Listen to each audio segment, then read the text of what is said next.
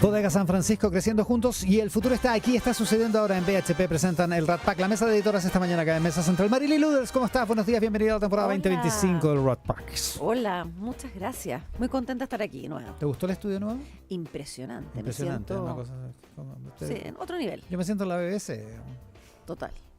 y nunca he estado en la BBC. Es como yo me la imagino. ¿Así? Sí. Ya. Bueno, ¿no? Pero es que es impresionante. ¿De qué vamos a hablar hoy, Marily Luders? Vamos a hablar del peor verano del ministro Marcel y por qué todo lo que pasó nos seguirá marcando el resto del 2025. Cómo ese estrés fiscal que preocupa a expertos abre un flanco en Hacienda y salpica a las presidenciales. Paula Valenzuela, ¿cómo estás? Buenos días. ¿Qué tal? Buenos días. A Paula Valenzuela la pasamos por la libreta y ahora es miembro titular del Rat Pack. ¿Viste que Muchas venía como galleta el año pasado, a la final del año pasado? Es verdad. Así que bienvenida a la temporada Muchas 2025. gracias. Ya Muy contenta también a de la estar acá. titularidad, compramos tu pase. Gracias. Todavía se está quejando Daniel Larca. Paula Valenzuela, ¿de qué vamos a hablar hoy? Carolina Toá, ¿deja esta semana o no el gabinete para asumir una candidatura presidencial? Vamos a hablar de cómo marzo enciende la contienda presidencial y cómo influyen otras decisiones como la de Michelle Bachelet. Ya, 8 de la mañana con 8 minutos. Partamos con eso, Paula Valenzuela. Marzo la presidencial y Carolina Toá. Bueno, partamos por ayer en la tarde. A eso de las 15 horas, la ministra del Interior, Carolina Toá, cruzó desde el Palacio de la Moneda hacia el edificio Bicentenario para exponer sobre el nuevo Ministerio de Seguridad Pública a encargados de los municipios de la región metropolitana. Que va a funcionar ahí, ¿no? En el Bicentenario. Exactamente, ahí mismo. El Bicentenario el que está en Teatinos con Moneda. Exacto. Mientras caminaba en dirección a esa actividad, por supuesto que fue consultada y perseguida ahí por la prensa sobre lo que durante la mañana había sido el tema central en política y en general en todas las noticias. ¿Cuándo dejará Toá el gabinete? ¿Será o no la candidata presidencial del PPD? Y como les decía, en ese momento había alta expectación, que hoy en todo caso continúa, sobre su eventual salida del gabinete. En algún momento de la jornada ayer, de hecho, corrió el rumor de que podía dejar su cargo este mismo lunes. Sin embargo, eso comenzó a perder fuerza cuando se conoció que en su agenda estaba planificada esta actividad que les digo con los alcaldes en la tarde. En todo caso, la expectación comenzó el viernes en la tarde cuando ella misma dijo que faltaba poquito para su definición presidencial. Por supuesto, eso causó ansiedad y aludió directamente a marzo. Ayer, el primer día hábil, por supuesto, de marzo, estaba la expectación. ¿Ocurriría esto finalmente el superlunes o esta primera semana de marzo? Era la pregunta que rondaba el mundo político y también al periodístico.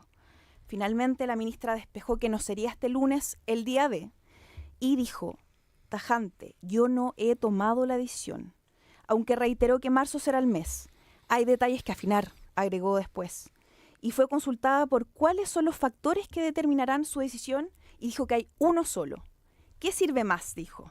Que uno continúe en el rol que tengo como ministra hoy día, donde el presidente decida, porque este ministerio va a cambiar mucho, o que uno salga del gobierno y emprenda una propuesta para un próximo gobierno.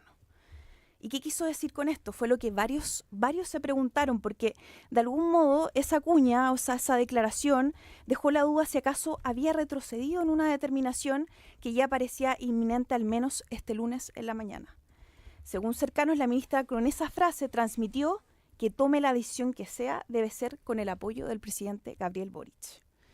Ahora, lo cierto es que en la interna del PPD se barajaron varios aspectos en el diseño de la salida de Carolina Toá y los vamos a enumerar en 4. A ver.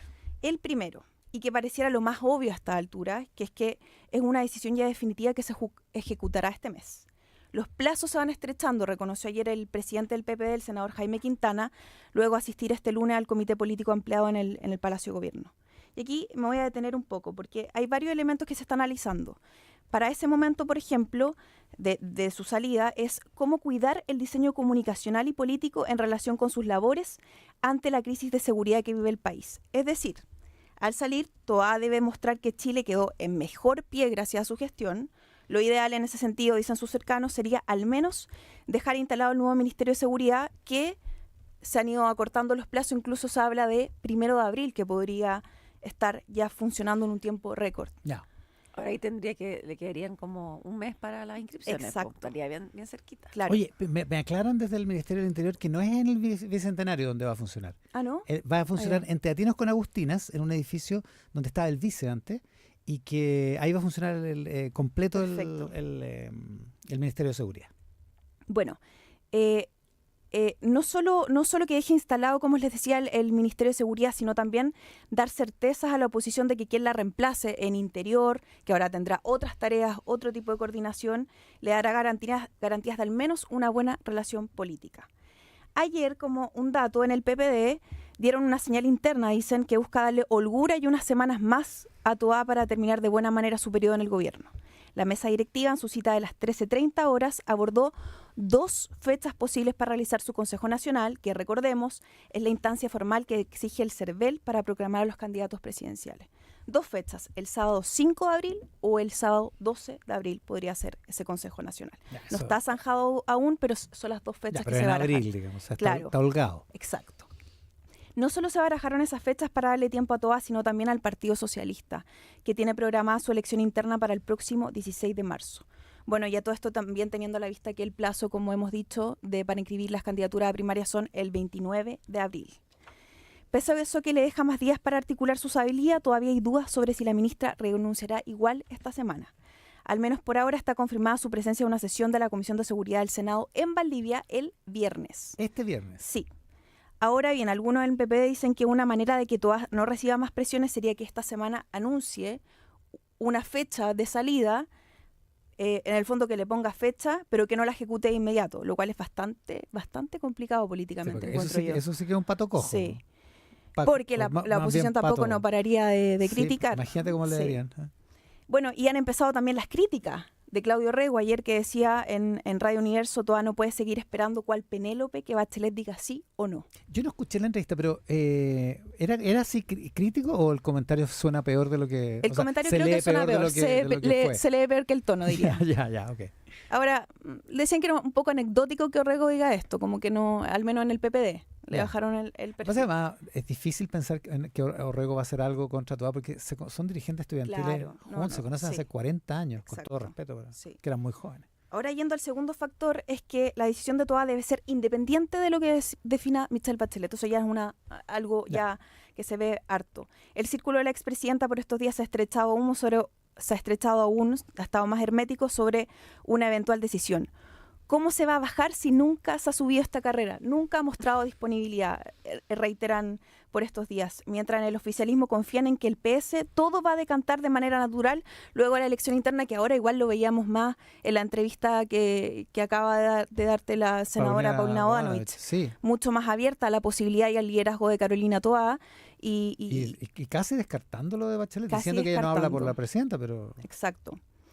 A ver, pero ayer también fue para varios decidora también la entrevista al socialista Jaime Gazmuri en La Segunda, no sé si la vieron, donde señaló que Toá tiene todas las condiciones para conducir al país. De hecho, a estas alturas considerarían totalmente inesperado ya que Bachelet dijera que está disponible, porque ya casi está totalmente descartado. De todas maneras, ayer en el comité político, Camilo Escalona insistió en que no van a cambiar su posición, que no se sienten presionados y que siguen esperando la respuesta de Michelle Bachelet de reconsiderar su no postulación. Ahora, oyendo a Paulina Bodanovich hace un ratito aquí, da la impresión de que Camilo Escalona es el único que está esperando. El único esperanzado, digamos. Sí, parece. Ya, ahora el tercer elemento que ya se está despejando es que... Un nuevo bacheletista en la interna socialista. Que debe haber primarias legales a todo evento. Eso ya está súper... Algo que en enero al menos yo no había visto. Que no vivan la experiencia del 2021. Así es. La mesa del PP, de hecho, ayer después de esa reunión, en la declaración que sacó, marcó que debían hacer una primaria. Esa idea ha empezado a tomar fuerza, sobre todo por el panorama complejo que enfrenta la derecha. Johannes Kaiser anunciando prácticamente que irá a primera vuelta este domingo en el Mercurio, lo mismo que José Antonio Kast, incluso con la posibilidad de que exista un cuarto candidato del Partido Social Cristiano. En ese sentido, en el oficialismo dicen que la ventaja que tiene la derecha con Evelyn Matei se puede ir diluyendo con toda esta división de candidatos. Ahora, ojo, en la izquierda insisten en que solo debe haber una primaria, porque igual, al menos en la DC, anda la idea de que sean 2 primarias oficialistas, y eso no cumple con el cometido de ir con un candidato único a la primera vuelta. Por tanto, no sería bueno, digamos, que hayan 2 primarias, claro. Ahora, varios recuerdan el caso de Francia. En el 2002, Chirac con Le Pen pasaron a segunda vuelta. Eran 2 candidatos de derecha cuando no se estimaba eso por la división en ese momento de la izquierda. Así que tienen ese elemento, digamos, más histórico a la vista. Y el cuarto es que las encuestas dicen hoy valen poco. ¿Por qué? Básicamente porque la izquierda aún no define candidatos ni menos han gestado apoyos para eventuales cartas. En el caso, por ejemplo, de que Michelle Bachelet no vaya y apoye a algún candidato a la primaria. De hecho, el domingo en Mesa Central, Cristian Valdivieso decía que era súper ingenuo pensar que Toá no será competitiva en las encuestas una vez que lance su candidatura presidencial. Ya, se está ordenando el panorama. Así es, Está más se ve ordenado hoy día en la bastante mañana. sí. Después de la entrevista, además, de Paulina Bodanovich. Parece que sí, parece que sí. Esa entrevista fue bastante clarificadora de cómo se están empezando a Así alinearlo, es. a ordenarse. Ordenarse todo. Ya, ahora, ¿por qué este es el peor verano de Mario Marcel, Marily Luders? Ya, hoy a las 3 de la tarde, además de todo lo que está pasando con la ministra Toá, en La Moneda están atentos porque la Comisión de Hacienda de la Cámara va a sesionar para escuchar al ministro Mario Marcel sobre el traspaso de recursos, de este caso de Corfo. El tema que fue el escándalo del verano, que lo hizo volver de sus vacaciones, más allá de la interpretación que cada uno pueda tener si era adecuado o no, y me imagino que a la larga la investigación que está en Contraloría, el tema es que es un episodio que no se disolvió en febrero y tampoco se va a disolver hoy día. Hay una frase que pareció media colada en las declaraciones de esos días, digamos, que más se centraron en buscar el método, o sea, encontrarle como las pifias al sistema. Pero el ministro Marcel dijo que si no hubieran realizado este traspaso de 3.400 millones, el fisco se hubiera endeudado por la misma cantidad, en bonos a 10 años plazo, o sea, no le queda otra. O se endeudaba o sacaba la plata de Corfo. Y con eso la deuda pública aumentaba de 42% del PIB a un 43% del PIB. Y eso, hay un dato más, habría significado que tenemos un pago de intereses adicional de 215 millones de dólares al año. 215 millones por punto, en el fondo, más o menos. No, es por interés. Sí, claro. por cada punto del PIB que aumenta, la deuda. Ahora, lo interesante ahí es que esta movida financiera es como el perfecto síntoma de lo tenso que está el tema del gasto fiscal en Hacienda, en La Moneda, en los potenciales candidatos presidenciales. Los indicadores macro como que parece que se turnaran para estar en la alfombra roja. Tiene una cosa así como media de gala. 2023, la inflación. Fue el rey el lejos. 2024 se coló el crecimiento finalmente que había estado a la espera. Y el 2025, sin duda, va a ser cuánto gastamos, cuánto nos endeudamos, lo que se va a tomar la agenda. Entonces hay que prepararse este año para que sea un tema que es técnico, más complejo que la inflación y que el crecimiento, pero hoy día fundamental en el debate. Les voy a dar un par de datos para mostrarles por qué esto, que sí, ya siempre se ha discutido, no es un tema, digamos, tabú, pero por qué es tan importante y por qué va a tomar fuerza. La deuda pública de Chile subió desde el 5% del PIB el 2008 a 41% pasado el PIB, lo que es una alza muy vertiginosa. En 16 años pasamos casi de no tener nada de deuda pública a casi cerca de la mitad del producto. En ese mismo periodo de años, rompimos el chanchito con ganas, o sea, lo tiramos del balcón. Los ahorros de Chile bajaron de un 17% en 2008. Imagínense tener ustedes el 17% de sus ingresos anuales ahorrados ahí a un 4% del PIB el 2024. ¿A 4? 4%. O sea, es una combinación entre que nos hemos endeudado muy rápido, nos quedamos sin esta especie como de cuenta de ahorro que teníamos, estos fondos, y ahora, para colmo, como si ya no fuera suficiente, el año pasado le sumamos una desviación de las estimaciones de los ingresos fiscales. ¿Por qué es tan importante? Porque fue tan fuerte que solamente se parece a las sobreestimaciones de las peores crisis, que se entienden crisis que no se pueden adelantar lo que va a pasar, digamos. Pero en 2024 no teníamos crisis. Entonces, la sobreestimación de los ingresos fiscales pasa a ser un tema, y después les voy a contar por qué no fue un caso puntual. El déficit estructural del 0% del PIB que se proyecta para el 2026, o sea, lo que se espera que se presente en presupuesto, no garantiza la sostenibilidad de las finanzas públicas, según el Consejo Fiscal Autónomo. Entonces, estamos con un estrés fiscal que nos deja entre 2025 y 2028 sin holguras.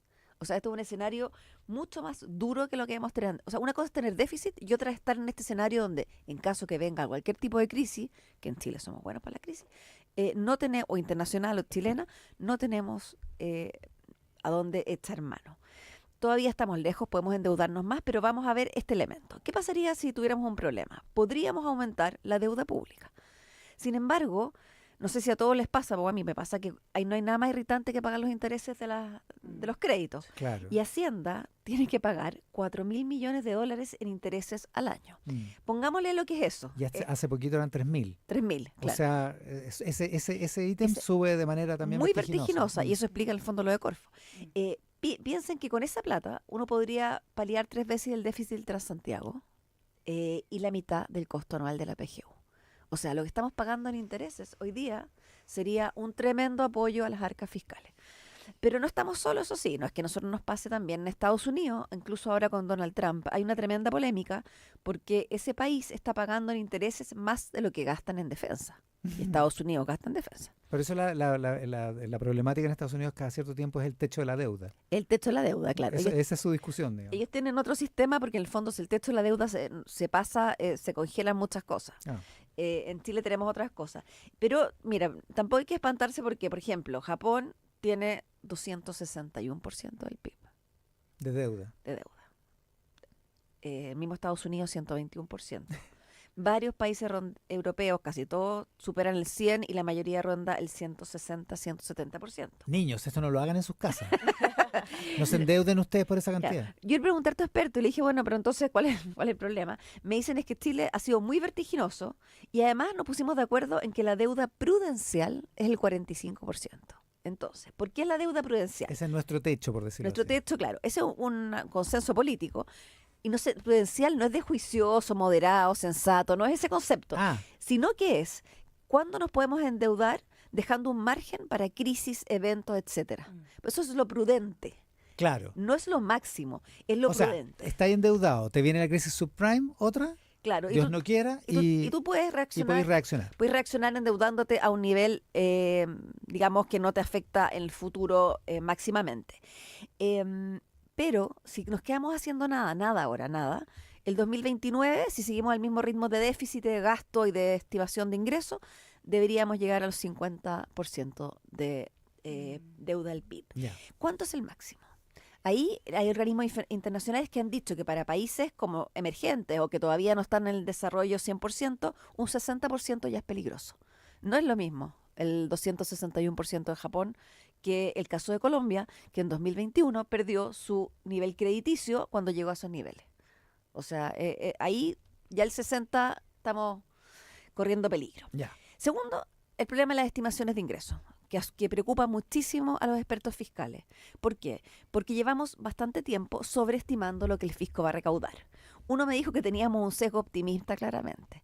Desde 2014 a 2024 hemos sobreestimado con diferentes magnitudes 8 veces. En 10 años, 8 veces. 8 veces. O sea, no es un problema de esta dirección de presupuesto.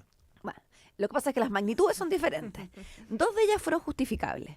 La crisis de 2015, que fue todo este post-reforma tributaria, y la del 2020, según un estudio del CEP, claramente porque vino el estallido y la pandemia. En ese caso... Sí, pues no había cómo. Pero en 2023 y 2024 no hemos estado apretados, o sea, no hemos estado en crisis, estamos apretados de crecimiento, sí, y en los 2 años